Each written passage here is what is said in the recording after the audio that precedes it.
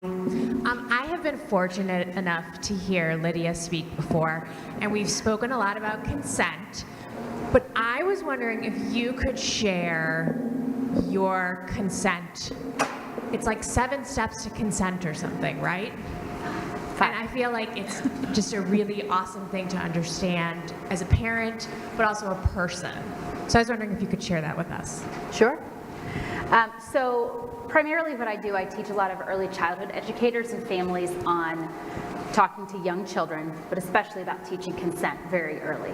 So we have 5 steps for consent. First is that I trust my body. And that's that first piece, learning to trust our body, learning to listen to ourselves, recognizing emotions, listening to some of that gut instinct. When we have those moments where we feel like something may be off, we're going to listen to it. The second step is I'm in charge of my body, and that's where, especially with young children, where they get to choose whether or not they're going to have physical affection, right? You don't have to hug someone if you don't want to. And it doesn't matter if it's family or not, because for child sexual abuse, a lot of times we talk about stranger danger, but that's only 3%. 97% of childhood sexual abuse cases are someone well known to the child. For teaching children that they get to be in charge of their body, they get to say no to physical affection. It doesn't have to be because something's wrong.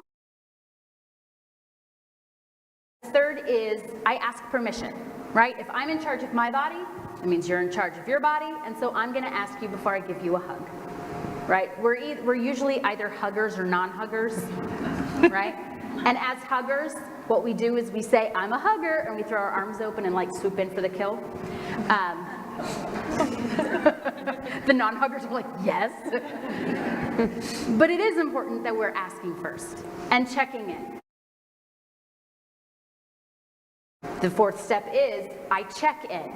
Now, when you have a quick hug, may not be necessary, but checking in means that I'm going to make sure, is this something I'm still enjoying? Am I still having fun? Because like you mentioned, consent can always be revoked.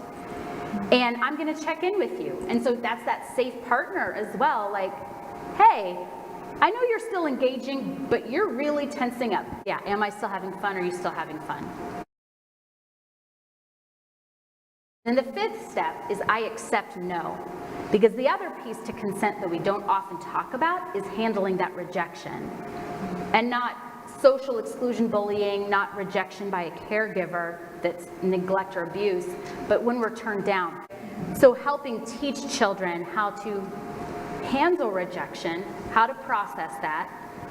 Yeah, it makes me sad that they don't want to give me a hug, but when we're talking at the first step, listening to our bodies and learning how to recognize emotions and feelings, then means we can also empathize.